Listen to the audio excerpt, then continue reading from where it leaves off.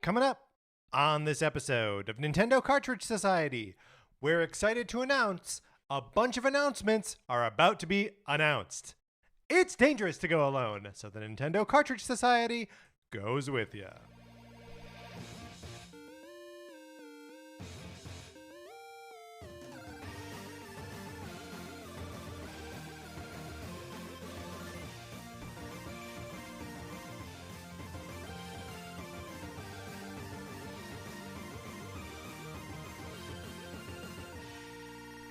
Welcome to Nintendo Cartridge Society. My name is Patrick Ellers, and I am joined, as I am always joined, by my co-host, Mark Mitchell. We've got a good show for you today. We're going to be talking about the news from the week, including EA's Respawn making 3 new Star Wars games, and then on Thursday, we are re-ranking definitively the console Zelda games. But Mark, in the meantime, how you doing? I'm doing well. You know, Patrick, not to skip too far ahead in our show, but we have set ourselves a topic for 433 that is making my mind reel. A 433 tease. Unprecedented.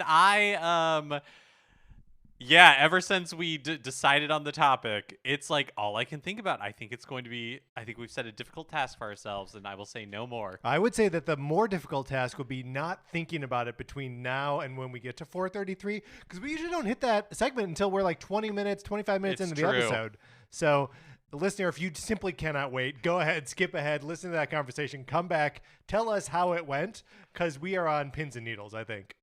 But also, in the meantime, you should just try to borrow my copy of Sonic Forces for the Nintendo Switch, which you can do by emailing us at nintendocartridgesociety@gmail.com and giving us a mailing address, one where you live or where you have access to the mailbox, where we can send you my copy of Sonic Forces. You play it for as long as you want. You send it back. It doesn't cost you anything. There might be a copy of Untitled Goose Game in there. There's no way to know. Now, presumably, yes, and I'm just working this out as I'm thinking of it right now, so this may not be true, but presumably you could, in theory, send somebody else's address as a birthday gift or a holiday gift, right? You could, yes, but I would say don't surprise someone with this, because they'll think it's trash. They'll think it's trash. They'll be like, who's mailing me trash? And then they'll throw it away. They won't even know to send it back. They may send me their trash. I don't want anyone's trash. They won't know that it's the perfect borrowing program. They won't know it's the perfect borrowing program. If, however, you are giving me someone else's address because you would like them to listen to the show, that's an okay thing. To spreading the word about the show, I think that's okay. Oh, I thought you were saying because we will then mail somebody a letter from us saying, hey, you should listen to this show. The person has to do no work. Well, yeah, I mean, naturally what we do is we put some episodes on cassette and send them in the mail. We do offer that service, of course. Well, another thing you can do is you can leave us a 5-star review on Apple Podcasts or Spotify or wherever you get your podcast. We appreciate it so much. If you don't want us to mail cassette tapes to someone you know because you want them to listen to this show, you can just tell them about it. You can share the show somehow. And if you do, let us know. We check the U.S. Apple Podcast Store. We will give you a shout out on the show if you leave us a 5-star review. We appreciate it so much. If you leave us a review anywhere else, or you favorite us, or you do whatever you do to share NCS, also let us know because we would love to give you a shout out on the show. We don't often, I don't think, use the abbreviation NCS on mic.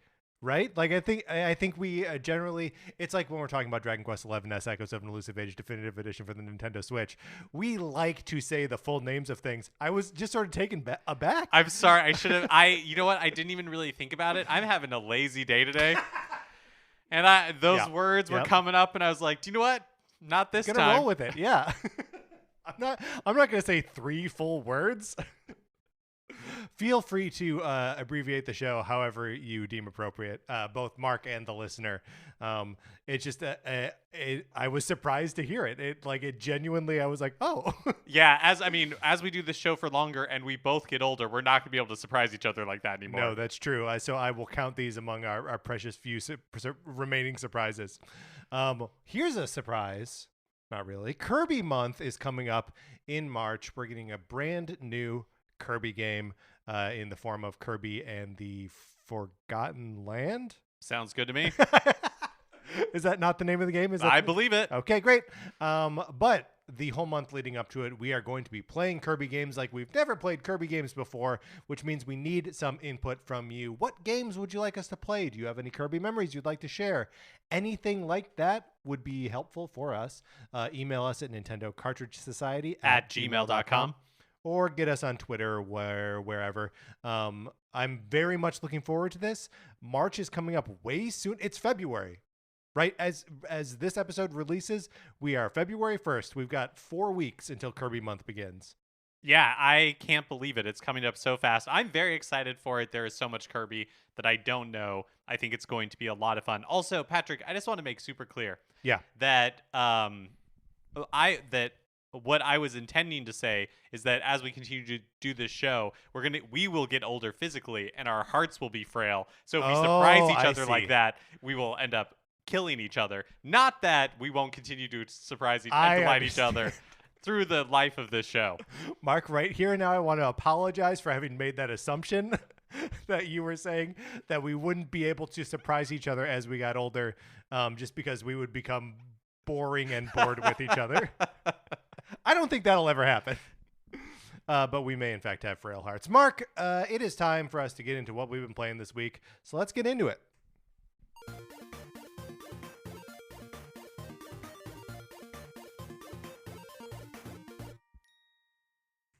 Perhaps a programming note is in order here.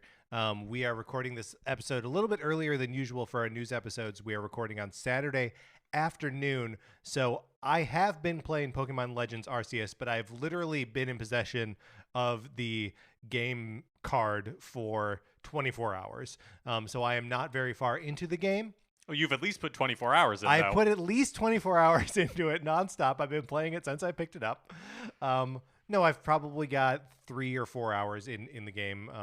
Maybe even more. I don't know. It's very easy to play while other stuff is happening.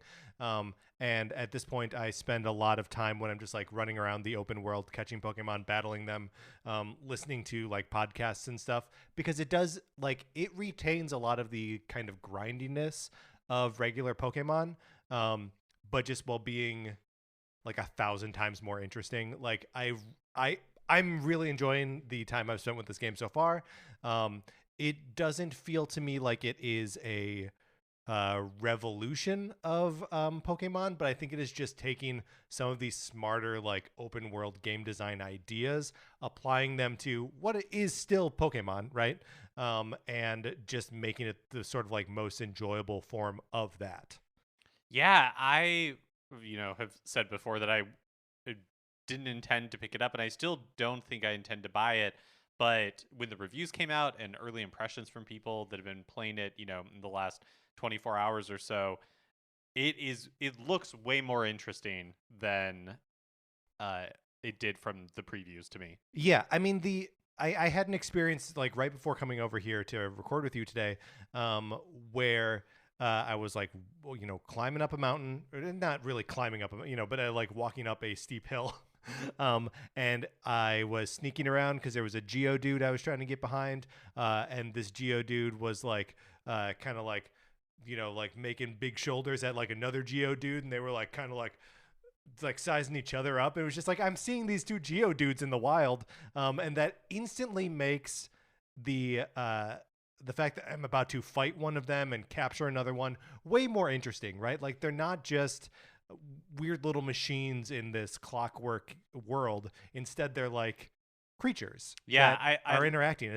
It's remarkable. I love that. That is definitely something that appeals to me about this game in the same way that like new Pokemon Snap appealed to me, where it's like, like for me, what I like most about Pokemon is that they are cute, adorable, like creatures living in this world. Yeah. And very rarely do you get to see them interact in that way. Yes, like Sword and Shield introduced, this camping mechanic, which like had a little bit of that, but I feel like as these games have gained higher fidelity, they're leaning more and more into the relationship between like, not to oversell it, but just like Pokemon, like hanging out, like animals would hang out together, and I think that's a lot of fun. Yeah, and I don't even think that is like I don't think even it being like a minor thing, that it's not hyper complex systems of like there's no like Pokemon food chain, and you don't like see them like form they don't mate for life and whatever.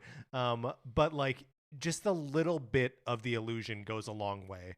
And even just like having the Pokemon being appropriately sized means that like you spend, I spent the first like hour and a half of the game hunting for pretty small Pokemon, right? That are maybe like a foot or two tall. And then the first time I came across like one of those, like a weird deer or something like that, something deer sized, or like the first, maybe it's a Ponyta. It's like a fiery horse. I still don't know the names of Pokemon. But the first time I encountered one of those, and it's like about the same size as your trainer, it's like, oh yeah, this like it's bigger. It feels like I'm filled with like the experience of seeing it is like, oh my god, that's like, cool. There's a bigger thing here, instead of everything takes up the same little sprite square on the screen. That sounds really cool. Mark, when I went to pick up my copy of this game at the Best Buy, I ran into friend of the show, Connor McCabe. He was also there at the exact same time doing the exact same thing. So I checked in with him to see who he's starting, who his starter Pokemon is going to be. Because the three options are Rowlet. Mm-hmm. It's okay, I got you. Okay, yeah. I was hoping. And listeners, I was making eyes at Patrick, panic eyes. like, tell me. Cyndaquil? Is this? Cyndaquil's another one. Got it. And Oshawott. Okay. Who's like the otter, the water type otter. And so I asked Connor who he was starting, and he's starting Cyndaquil because he loves the Cyndaquil, loves that generation. And he was like, "Who are you gonna start?" And I hadn't really thought about it. But I was like, well, I shouldn't pick Cyndaquil because it's a friend of mine is starting Cyndaquil, so like I'll likely encounter that Pokemon at some point. And then I was like, if Mark ever plays this game, he's gonna start the Rowlet. Yeah, that's true. That's true. So I started the Oshawott. Nice. He's so cute, and he's got a little clam on his belly. What does the Oshawott evolve into? Do you know? No. Okay. Something that bigger. Wasn't a fair question of me to ask. I admit that. But yeah, I'm really enjoying it. It has a lot of kind of Pokemon problems and Nintendo problems, just like in general, where it's like I can't believe how much time it's taking me to like get to catching my first Pokemon. And it's like, oh, okay, so here's something that I don't know was clearly expressed in the trailers for this game. But you start the game seemingly as a person who lives in like the present day of the Pokemon world, and like the first thing you experience is like tripping through like a time vortex. That's so weird. With your phone. So you're like falling through this like endless nothing, and your phone like drifts away from you. Like your iPhone drifts away from you, and you're like trying to get it back. And in this moment, first of all, I'm like, this is so pathetic. And it's just like my lifeline to everything, my phone. I'll be fine if I can get my phone. And then then you wake up in the past, having fallen out of like a time gate or something. And so like the whole thing is set up where they're like, oh, you're a mysterious visitor from the future. And you're like, making the first Pokedex. I don't know why the game isn't just like taking place in the past. That is, I had no idea that was the framing device. That does seem super crazy. Yeah, like unnecessarily crazy. Yeah. I do suspect that you're pulled into the past by some sort of is Pokemon. there like story stuff going on? Oh, by a Pokemon. I think by a Pokemon. Okay. But then again, I don't know. It has a name. They named, in fact, it's Arceus. But I don't know if Arceus is a Pokemon or something else at this point.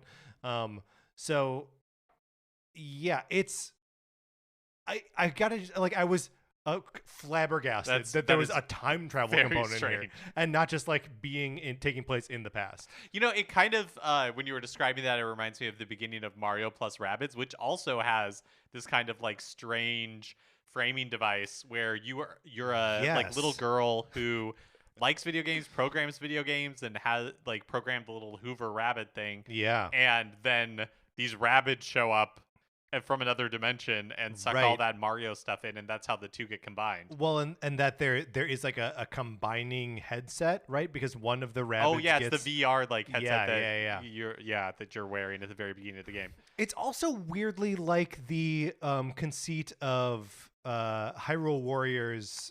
Also true. Calamity of Ganon. Age of Calamity. Yeah. Yeah, that's right. Age of Calamity, where it is a prequel, but then also like starts at the end of where the prequel story would end, and then travels back in time to the beginning. That is so weird. I don't know what's going on at Nintendo. You can do a flashback story, a prequel story, without time travel. I think you can. I think that, like maybe it's to connect with kids or something. I don't know. To make them feel like, I don't know, maybe they were worried that if it was all taking place in the olden times, kids would be like, ooh, gross. But the thing is, like, it literally does all take place in the olden times. When I say you are a person in like present day, that's like the background information. Right. The first thing you experience is you see the like portal that you're falling through. But like, that's so you're weird. wearing like a regular T-shirt and you have a phone, and people are like, "Wow, that's weird." And the phone kind of like changes shape as you travel through time. But it's like, later someone's like, "Oh, that's a weird map you've got there." And so far I've only used it as a map. So like, why isn't it just a map? There's so many parts of it where I'm just like, why are we time traveling? Yeah, maybe it'll pay off later. Maybe it'll pay off later. Yeah. Maybe there's some like big reveal. That's really interesting. I had no idea that was how that game's story was told. How funny. Yeah. I've been playing Paper Mario on the Nintendo Switch Online. I just finished Flower Field, so I have one more like star to get before I reach the final chapter of the game.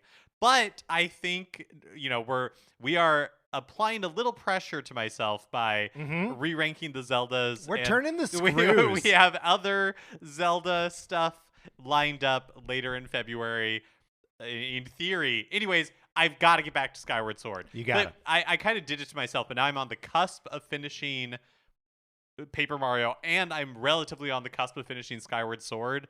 And so, but I've been putting just all this momentum into Paper Mario, and the reason that is because I haven't had a ton of time to game recently.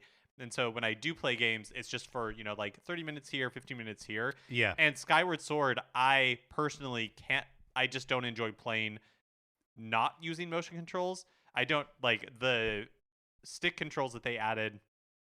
To me, don't really make a lot of sense. Maybe if I had played the entire game that way, I'd feel differently. Oh, it seems like it'd be a nightmare. It's hard to jump back and forth, and so it's like, okay, well, I'm only going to play this when it's like hooked up to the TV and I can do like motion controls, and I just haven't had time to do that. But I am going to finish Skyward Sword. But I'm still really enjoying Paper Mario. I am feeling a little bit of that, and maybe because it is like mentally, I want to get back to Skyward Sword as well. But I am feeling a little bit of that end of game fatigue where you're like, you get to like the fiddly bits where you in Paper Mario, in between each like chapter, you go back to see what Princess Peach is doing, and you like play as Princess Peach, and it's really cute the first times couple times it happens. But now, like, I think as I'm getting toward the end, I'm getting a little impatient, and I'm just like, there's no point to this segment.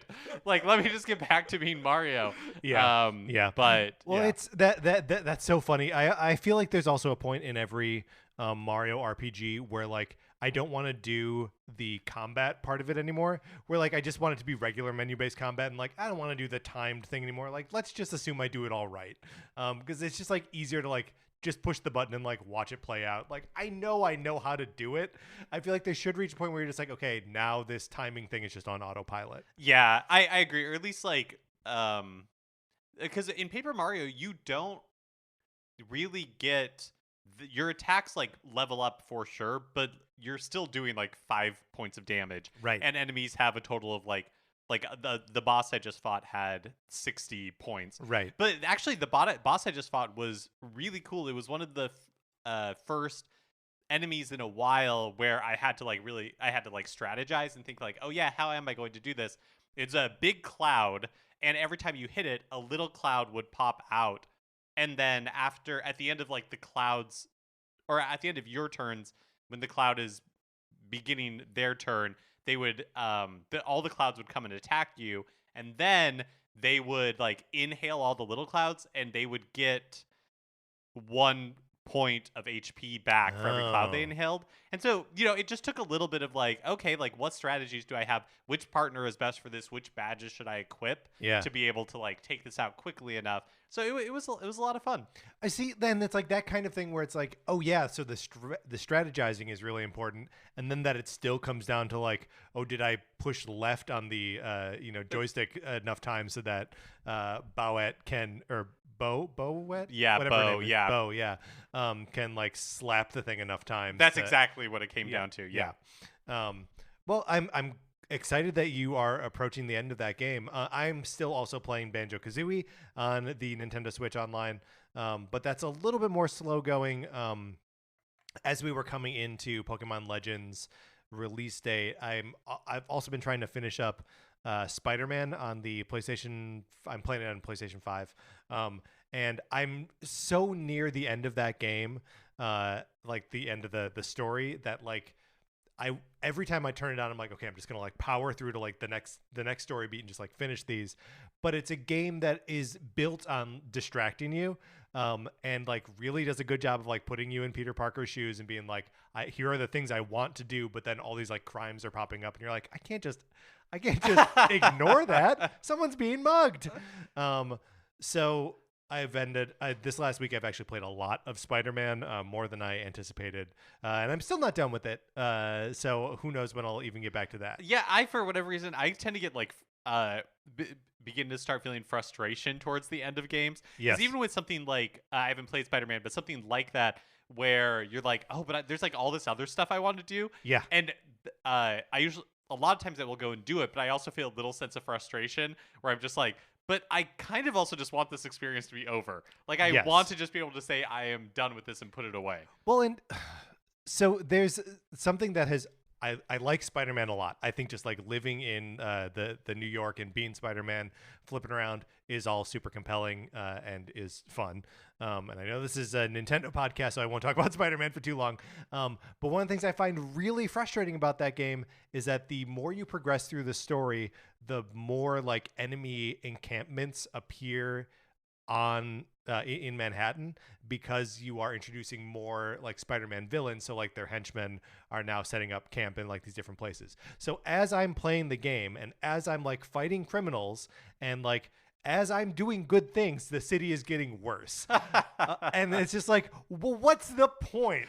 Like it just it feels the relationship between my effort and how good things are for the people of New York is inverted. Yeah, that's really interesting. Yeah, I find that that thrust really frustrating.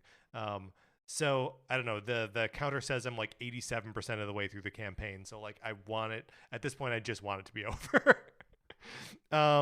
But yeah, I don't know. I've played maybe one more level of Banjo-Kazooie, and I still love it, and I don't think I'll ever stop loving it. All right, Mark, that's what we've been playing this week. Let's get into the new releases and what we might be playing next week.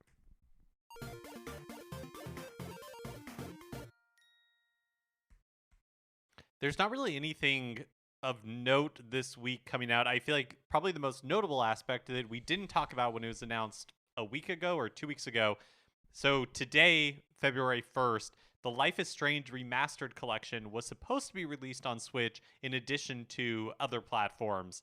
And while it is still being released on other platforms, it got delayed on Switch to sometime later in 2022. Which we've seen that before, right? Of like sort of last minute delays on Switch where they're like, I don't know, we just haven't been able to pull it off yet. Yeah, and I feel like a very similar thing happened with Dying Light 2, the clouded version. Oh yeah, that's right. Still being released, I think, this week on other platforms, but not coming to Switch. And actually, maybe I don't know if the cloud version is elsewhere. I don't know if there's a Stadia version or Amazon Luna or whatever. But I know that on Switch, it's still at least like they said they're hoping to release it within 6 months. Talking about Dying Light 2, not Life is Strange Remastered Collection. They have not given any date other than 2022 right now. It is interesting just to see like that even cloud versions of games on Switch can be delayed, where that's confusing to me. And I wonder if it's just like, because what do you think like the problems there are? Well, I imagine that, like having a cloud version of a game has its own, like build of the game. And Right. so it would have its own bugs and its own everything. And so if I were, I mean, I think it makes sense for them to deprioritize that if it comes down to like, Yeah, totally. what are we going to ship? Well, let's ship it on these other platforms. Then we can pivot to releasing later.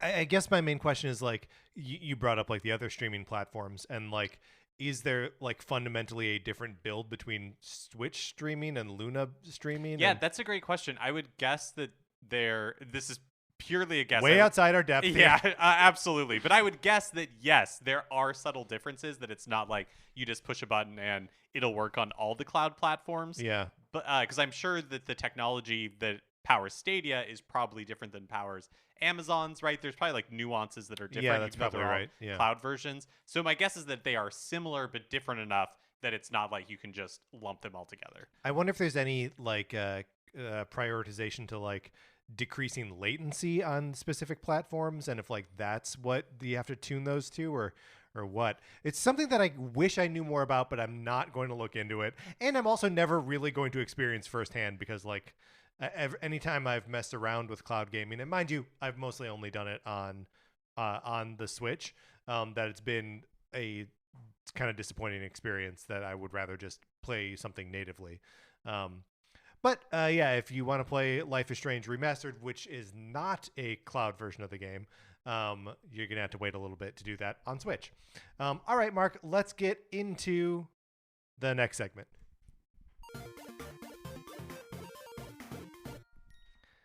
That segment, of course, is 433. In 1952, American composer John Cage wrote a piece called 433, wherein a performer or a group of performers didn't play their instruments for 4 minutes and 33 seconds. For the purposes of this show, our instruments are talking about Nintendo. So, for the duration of one performance, 433, Mark now talk about something not at all Nintendo related, thus fulfilling the contract of the piece.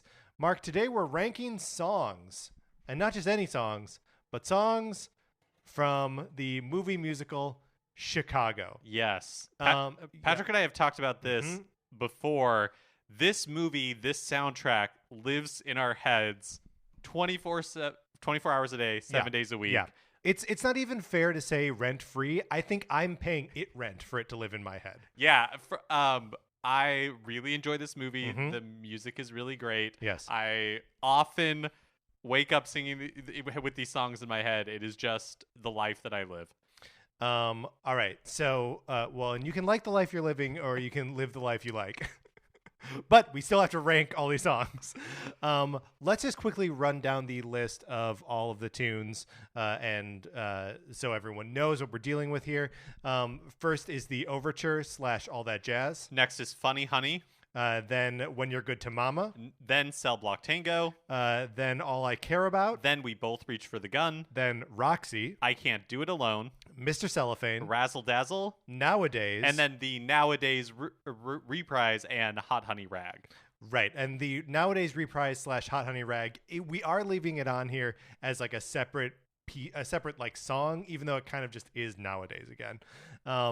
But Mark, do you have any like early contenders for like, or anything that you don't have a high opinion of? No. So this is so hard. This is really hard. Yes. Because I like the movie musical Chicago is a rare musical in general that I think I like every song. Yeah, I think you're right. I think I think Funny Honey and Mr. Cellophane are probably near the bottom of the list for me. I just really like high energy songs, and those two are the ones that like do not meet that bar. So I agree with you. Yes. Yeah. Oh, okay. I thought you were going to be like, so Funny Honey. Yeah, exactly. I love high energy songs like Mr. Cellophane. No. Yeah, and like no shade to John C. Reilly. He's great, and it's a good performance, but like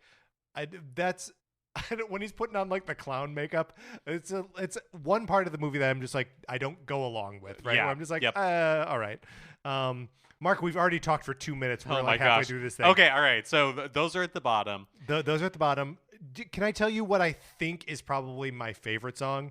And you'll have to do a lot to convince me that the Cell Block Tango is not the best song in this show. Oh, it's so good. It's so good. This is a song that Patrick and I are constantly quoting to each other. The other day when we went for a long hike together, we were hiking through some muddy areas, and someone said squish, and then it was like lip shits, Cicero. Hi. It's just such a good song. It's, about why everyone is in prison, and their various like tales of woe, but usually like crimes that they just straight up committed. Yep. Another one that I really like is We Both Reached for the Gun. We Both Reached for the Gun. That's another one where like I don't know that it's one of the best songs on this, but it is one that I think that whenever somebody's like, "Oh yeah," or "Oh yes," there's there's a long run in the song that uses that phrase, and so it is brought to my mind a lot. I also really, really like I Can't Do It Alone, which is Velma's song where she's like pleading with Roxy to be like, we need to team up and like be a musical act together. Because she does these things where she's like walking through her old routine with her sister, and she'd go like, I'd go, and then dances. So she plays both parts. Right. And then at the third part, she goes, then we'd go. And that we'd go is so fun and funny to me. I love it. Do you know what? I like All I Care About, and I like Razzle Dazzle, but those are both kind of at the bottom for me. I don't like them that much. Here's the thing. It is hard to care that much about the Billy songs when Roxy and Velma are in the show, right? Like, he's great, but they're superstars, right?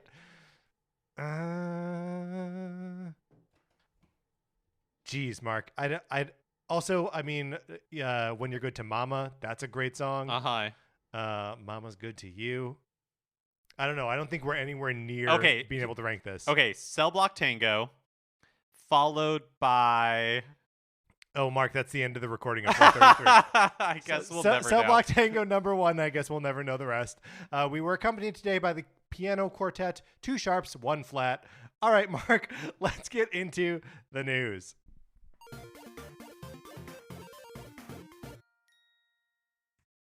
Did that live up to your expectations, by the way? Yeah, it was as chaotic as I imagined. Good, how do you possibly choose? Yeah. So last week, EA and Lucasfilm Games announced that Respawn, the studio behind 2019's Star Wars Jedi Fallen Order, is currently overseeing development of 3 new Star Wars games. This is interesting to me on a number of levels. One, that so much of it is going to Respawn, but also that I guess a little, maybe not surprised, but that Star Wars and EA are going to continue to work together because, I think EA used to have an exclusive license, but that is clearly not the case anymore. Their Lucasfilm is working with a bunch of different developers on Star Wars games right now. Yeah, I mean, it is interesting that it is all specifically through Respawn because the other EA games were made by different EA studios. The different Star Wars games, I don't know. Right, were made, like DICE made exactly. Battlefront or Field or whichever one was called now, and Battlefront 2. And, both those games had like their fair share of controversy, but, ended up being cool games, but like, again, not without their controversy. But it's Jedi Fallen Order that is just like, has a pristine, like critical and commercial reception, so that Lucasfilm Games is like, no, we're just gonna work with these guys, and they can make all of our, or not all, but like they can make 3 of our Star Wars games. Is pretty cool. Do you remember who developed the like the Rogue Squadron game, or what? Because there was another Star Wars. There's a flying game that came out and had really good VR support. Yeah, I don't know. I mean, I don't think it was Respawn. No, I don't think it was either. Yeah. But so of the 3 games, one of them is the next game in the Star Wars Jedi series from the same team as the makers of Fallen Order. And I just want to, there's something that, a nugget here that is interesting. They refer to it as the next game in the action-adventure Star Wars Jedi series. So we can assume that the name of the next one will be Star Wars Jedi : something else, which is good information to glean here, right? That it's not that Fallen Order isn't like the name of the series. It's the Jedi part that is like the name of the series. I still think a perfect sequel would be Star Wars Sith Fallen Order, and you play like, the last remnant of the Sith or whatever. I think that would be very cool. Obviously not what they're doing here. But yeah, Star Wars Jedi, and also that it's not explicitly being called a sequel, so it could take place anytime in the Star Wars timeline. Also, first-person shooter led by Respawn game director Peter Hirschman, who has a history of working on Star Wars games, including Lego Star Wars, Force Unleashed, Lethal Alliance, and Forces of Corruption. So another first-person shooter, which is obviously kind of calling to the Battlefront lineage from the other EA studios, but now specifically out of Respawn. And then a strategy game in partnership with a new studio called Bit Reactor, which is made up of many former XCOM developers. It's weird that seems to be like the order of the day, right? Of like strategy game, and I guess they haven't called it like a tactics game or anything like that. So maybe it'll be some, it could be anything. We don't know yet. But it's just that's an interesting little like buzzword that seems to be floating around for one thing IP. I personally think would be very cool is I'd love to see a High Republic game that is like Fire Emblem. Yeah. I mean, that would be incredible. We know that we're getting a High Republic game from the David Cage studio that I can't remember the name of. Quantic Dream, thank you. But yeah, it would be cool to see other studios taking a swing at that and doing something cool with it. But yeah, no real details about this game other than being announced. Do you think, Patrick, that there is any chance we see any of these on Nintendo platforms? Whether that's the Switch, the next Switch? Yeah, I mean, that's tough. I don't think Jedi Fallen Order could run on a Switch. Maybe a cloud version could run. Right. But like the next version of the Switch, whenever that comes out, like the fact that they're only really announcing these games now, and I know we've heard about a sequel to Fallen Order before, but we haven't seen anything. We don't have a title. These games could be 2-3 years away, and it wouldn't be surprising. Maybe we'll see this strategy game on Switch, but the rest of it, like there's that first-person shooter, that's not coming to Switch. EA also has just a weird relationship with Nintendo where I just think they're kind of indifferent. Like they just don't fit into their strategy for what they want to do. It's stuff like this that I personally would like to see cloud versions take off where it just kind of happens more often. I think that would be really cool to see, these games show up on Switch, especially if the technology for cloud streaming continues to improve. Yeah. Yep. I mean, I agree with that. I also would like to see some sort of, I still feel like, whatever the cloud streaming, it feels so impermanent. Like, how long are they going to keep those servers up so that you can play Kingdom Hearts 3 on your Switch? Not forever, definitely not forever. And when you switch over to like a new form of Nintendo hardware, are you going to be able to stream it there? I mean, probably not. So yeah, all of that, it just feels like some of that impermanence needs to be like either ironed out or just like, otherwise I don't really understand what the point of the streaming versions is, especially when you got to pay full price for the games. Yeah, I guess I just wonder if like something like, I mean, Microsoft definitely is betting that it is, but something like Game Pass is more the future of how people consume games, similar to how Netflix, like that streaming model is the primary mode of consuming TV shows and movies. Yeah, well, and part of what makes that work for Xbox is that they're explicitly like, you can do this on any Xbox, or you can do this even on a PC. Like there are so many different ways. Right, but there is no promise that you'll be able to play this specific game forever. And so, but you're also not buying those games for $60, right? Totally fair. Totally fair. Although you are paying a monthly thing that will add up to $60 after like 3 months. So like, 6 of one, half dozen the other, I guess. Today, on Tuesday, February 1st at 2 p.m. Pacific time, Yacht Club Games will broadcast their third Yacht Club Games Presents The Shovel Knight developer and Cyber Shadow publisher has teamed up with XPlay on G4 TV, and the presentation will run for 60 minutes on the XPlay Twitch channel. Very likely, as you are listening to this presentation has already happened, but very exciting. Yeah, very exciting.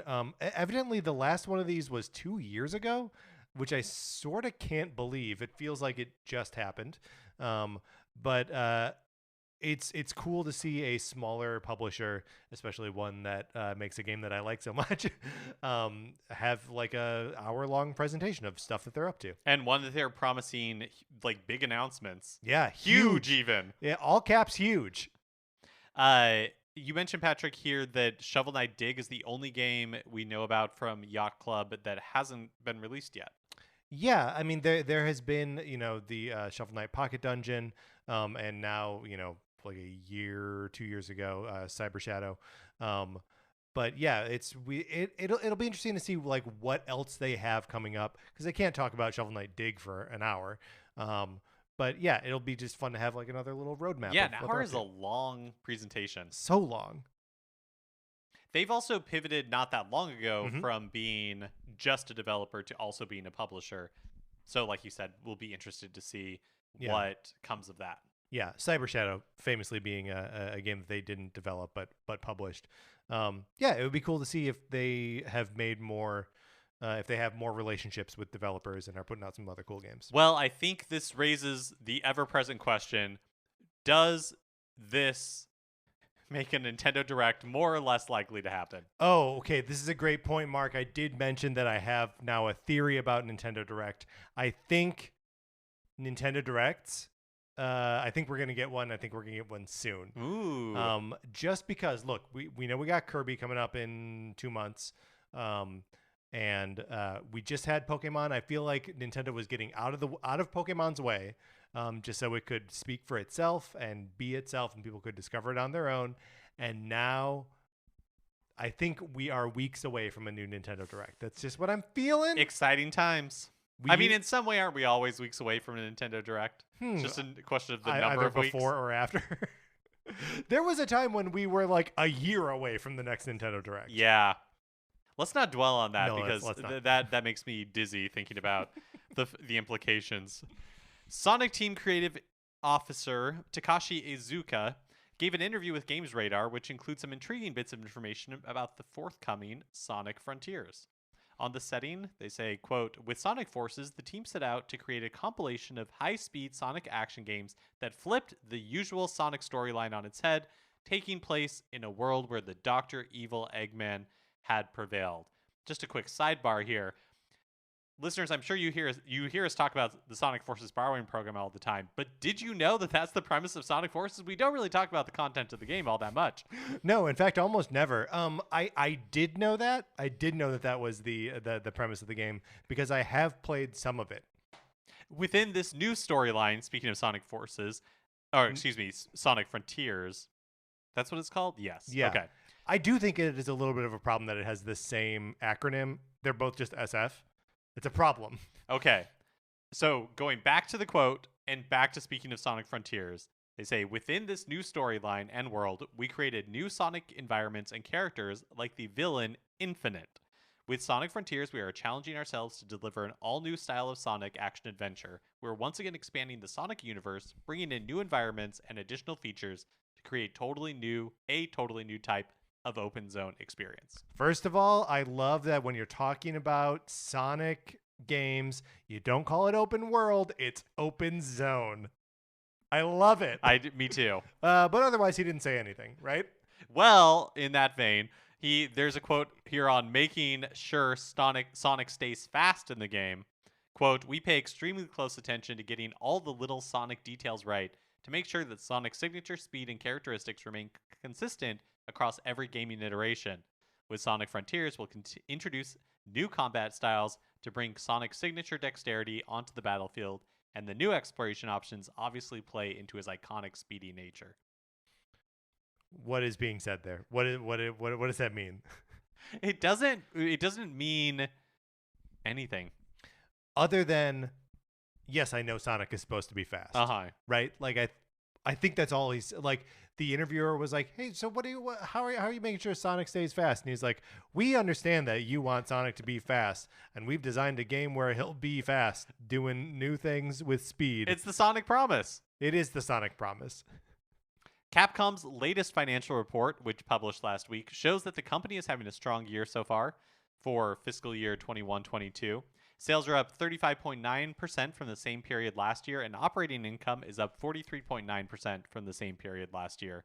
This is likely due to continued strong sales of Monster Hunter Rise, plus Resident Evil Village, and 1.4 million copies sold for Monster Hunter Stories 2 Wings of Ruin. So that is where we pause and go, because if you told me that Capcom's having a great year because Monster Hunter Rise continues to sell well, and Resident Evil Village was a big hit for them, I'd be like, yes, that makes sense.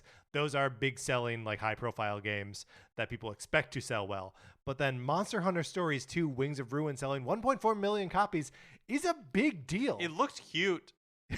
It looked cute, but then I personally, in the small circles that I travel in, didn't hear anybody playing it, or really that there was much discussion of it after it released last summer. And yet it sold over 1 million copies, which is a lot more. You have a note here that the first game sold around 300,000 copies at retail on the 3DS. Yeah, which is not great. And I was reading an article, now I can't remember where it was, about there being sort of like a mystery as to why Monster Hunter Stories 1 didn't really pick up in Japan. Like that the series obviously is so popular in Japan, and anytime there's a new like kid RPG thing, it has the potential to really blow up there. Something like Yokai Watch caught on really well there, didn't catch on here. There was also like an animated series or an anime series to accompany it, which usually spells pretty good things, especially for someone like Capcom, who's like very much in that market. And it just didn't hit in Japan for whatever reason. I don't know if that has been rectified with this 1.4 million of Monster Hunter Stories 2, or if that's just more Americans have Switches now, and gave Monster Hunter Stories 2 a spin, or what. Like, I honestly don't know what's behind this, other than to say that the Switch, there's just that bump, the Switch bump, that like people want to play games on that system. Finally, this week, in talking about things that we swore we would never talk about again. That's right. Mario Movie News Watch. Actor, comedian, and voice of Luigi, Charlie Day, went on the Jimmy Kimmel Show last week, and when the subject of the Super Mario Brothers movie came up, Day claimed to not know anything about the movie, just that it's all very secretive. Yeah, he does do that. But well, can you read the quote? Yeah, okay. So he says, quote, "I know nothing. I show up and they're like, you say this and you say that. And it's all very funny and good. I walk out and there's like two guys in overalls with like hammers that are like, don't you tell nobody nothing about this, Charlie. I swear to God, we're going to get your kneecaps. We're going to break your neck." Okay, so obviously that's a joke, right? But I think they do just have him like NDA'd to high heaven, so we can't really say anything about it. And so I just think it's funny that he's like just diving headfirst into like making jokes about it. Mm-hmm. Do you take any comfort, Mark, in him saying it's all very funny and good? No, what is he gonna say? Yeah, he's gonna be like, yeah, it kind of sucks, but I'm doing it anyway. So on Disney Plus, there is a 6-part documentary or something about the making of Frozen 2, and it's really interesting to watch and see how like animated movies are made. And I also 100% believe that he doesn't really know what the story is or how it all comes together, because it does appear that the way those movies are made are very, like they work on it a little bit. The people record lines. You're probably recording in fits and starts for like 3 years. Yeah. And you're probably a little bit surprised at how, or you don't probably see the whole thing come together until you are able to watch the movie. Yeah. Well, and like elsewhere in the interview, he mentions that like he hasn't recorded with Pratt. Like they bring everyone in separately to record lines. So like, yeah, of course he doesn't have any idea what's going on in the movie. It's also, there's a part in the interview where he mentions that he was just in the studio recording that morning, which like this movie's supposed to come out at Christmas, right? But that also is, I mean, that's not very surprising to me at all. Like, they're just doing like again with Frozen 2, like that was coming together weeks before it had to like lock, right? But like, sure, a lot of times these things are right up to the very last second. Well, and like ADR stuff too. Like you can need more dialogue later in the process than you think it makes sense. Mm-hmm. But yeah, I mean, yeah, we don't have any further information about this movie other than Charlie Day was on Kimmel and was made to answer a question about it, and he told jokes. Do you think that this movie begins with somebody falling through a time portal? Ooh, yes, and just struggling to reach their phone. Do you think it's like Mario and Luigi are falling forward in time to some? Boy, this is a great question. Do you think they're falling backward in time? It feels like time travel's got to be involved. I think instead of being brothers, Mario and Luigi will be on like opposite ends of like an ancestral chain, right? So like Mario will be traveling from the future, Luigi will be traveling in the past, and they will collide in the present day Mushroom Kingdom. All right, Mark, let's get out of the news.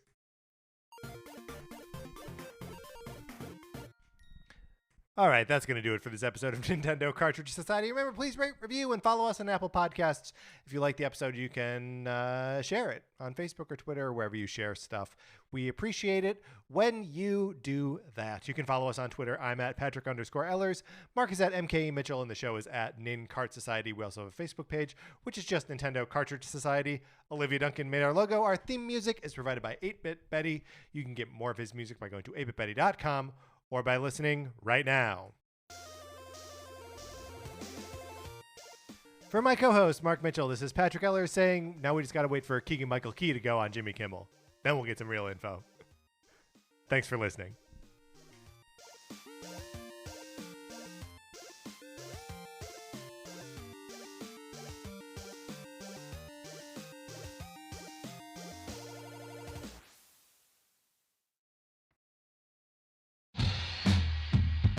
Have you ever encountered an unexplained hairy bipedal hominid in the woods? Have you received telepathic messages from an unidentified aerial phenomenon? If so, then you need to listen to Bigfoot Collectors Club. I'm Michael McMillan. And I'm Bryce Johnson. And together with super producer Riley Bray, we make up the Bigfoot Collectors Club. That's right. Every week we talk to actors, comedians, writers, and paranormal experts about their personal paranormal histories and share stories of high strangeness. Like the time when we talked to Craig Ferguson about the Loch Ness Monster and when a sea witch told him he had raven magic. Or the time I asked Pitch Perfect's Anna Camp her opinion on cattle mutilations. Past guests have included Rachel Bloom, Jen Kirkman, Paul F. Tompkins, Bobcat Goldthwait, and more. So if you've ever been abducted alongside 5 reindeer by an alien with drills for hands or witnessed Bigfoot crawl out of an interdimensional portal, don't laugh, happens all the time. Then check out Bigfoot Collectors Club on Campfire Media or wherever you get your podcasts. Bigfoot Collectors Club. You're here to believe us. Wait, is that how it goes?